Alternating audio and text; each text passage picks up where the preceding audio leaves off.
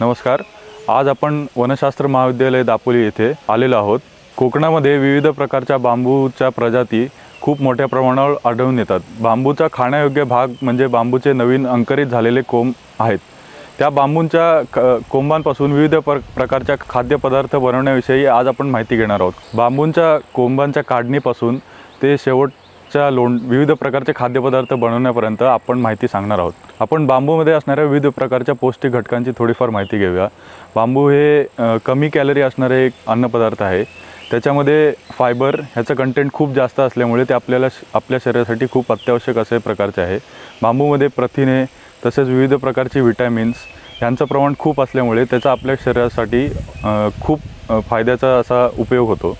कोकणामध्ये विविध प्रकारच्या बांबू प्रजाती उपलब्ध आहेत। त्यापैकी कळक, चिवा, मांडगा, ॲस्पर ह्या प्रजातींपासून बांबूमधील कोंब हे खाद्यपदार्थ निर्मितीसाठी वापरण्यात येतात। आपण थोडी बांबू कोंब काढणी पद्धत याच्याबद्दल थोडीशी माहिती घेऊया। बांबू कोंब हे साधारणतः जुलै ते ऑगस्ट ह्या महिन्यादरम्यान हे तयार होतात। बांबूचे कोंब काढताना आपण साधारणपणे जमिनीपासून 1 ते 1.5 इंच अंतरावर हे सुरीच्या किंवा कोयतीच्या आधाराने हे आपण कापून घेत असतो। साधारणपणे 30 सेंटीमीटर ते 45 सेंटीमीटर लांबीचे कोंब हे खाण्यासाठी उपयुक्त ठरवले जातात। हे कोंब काढून झाल्यानंतर जो कापलेला भाग असतो तो आपण व्यवस्थित झाकून ठेवणे किंवा त्याच्यावर कवर घालणे हे खूप महत्त्वाचं असतं। त्याच्यामुळे बांबूच्या कंदांना कुठल्याही प्रकारचा किडीचा प्रादुर्भाव होणार नाही।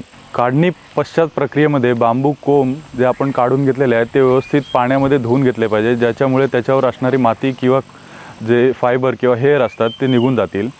बांबू कोंबांवरील जे काळ्या किंवा तपकिरी रंगाचे जे आवरण आहे ते आपण सुरीच्या साहाय्याने व्यवस्थित असे काढून घेणार आहोत, त्याच्यामुळे खाद्यपदार्थ बनवताना आपल्याला अडचण येणार नाही। त्याच्यानंतर ते धुवून झालेले जे कोंब आहेत त्याच्यातील फक्त पांढरा भाग जो वापरण्यासाठी योग्य किंवा खाण्यासाठी योग्य असा मानला जातो। जो हिरवा भाग आहे तो थोडासा कडक किंवा खाण्यासाठी अयोग्य असा मानला जातो, तो आपण काढून टाकणार आहोत। जो पांढरा भाग आहे त्याचे आपण परत छोटे छोटे तुकडे करून ते आपण पुढच्या प्रोसेससाठी वापरणार आहोत।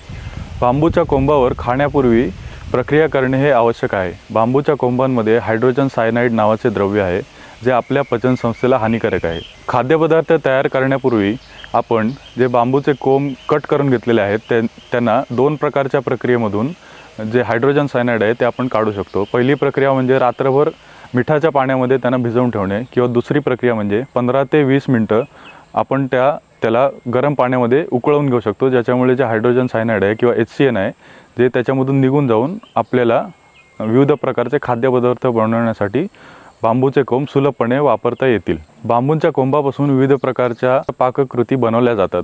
त्याच्यामध्ये मुख्यत्वे करून बांबूचे लोणचे, बांबूच्या कोंबांची भाजी, तसेच बांबूच्या कोंबांचे गोड लोणचे, बांबूच्या कोंबाचे काप, कटलेस इत्यादी प्रकारचे पदार्थ आपण बनवू शकतो।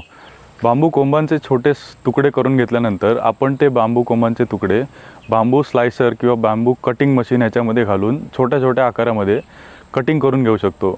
ह्या मशीनच्या सहाय्याने आपण खूप कमी वेळात खूप जास्त प्रमाणामध्ये बांबू कोंबांचे जे तुकडे आहेत ते आपण करून घेऊ शकतो। बांबू कोंबांपासून बनवलेल्या विविध प्रकारच्या खाद्यपदार्थांना आपण पॅकिंग करण्यासाठी पॅकेजिंग मशीनचा वापर करू शकतो। ह्या मशीनद्वारे ज्या महिला बचत गट आहेत किंवा एखाद्या घरातील स्त्री आहे किंवा महिला आहेत ह्यासुद्धा ह्या मशीनचा वापर करून जे बांबूपासून खाद्यपदार्थ बनवलेले आहेत ते पॅक करून असे जे पॅकिंग केलेले पदार्थ आहेत ते आपण खूप काळाकरता स्टोअर करून ठेवू शकतो। बांबू कोंबांपासून खाद्य निर्मिती हा एक प्रकल्प आपल्या कोकणातील गृहउद्योग तसेच विविध प्रकारचे महिला बचत गट तसेच लघु उद्योग ह्यांच्यासाठी खूप प्रेरणादायी असून त्याच्यामधून त्यांची प्रगती होऊ शकते। चला आता शेतकरी बंधूंनो, हा व्हिडिओ आपल्याला आवडला असल्यास आपण डॉक्टर बाळासाहेब सावंत कोकण कृषी विद्यापीठाच्या यूट्यूब चॅनलला, त्याचप्रमाणे फेसबुक पेजला लाईक, शेअर, सबस्क्राईब आणि फॉलो करायला विसरू नका।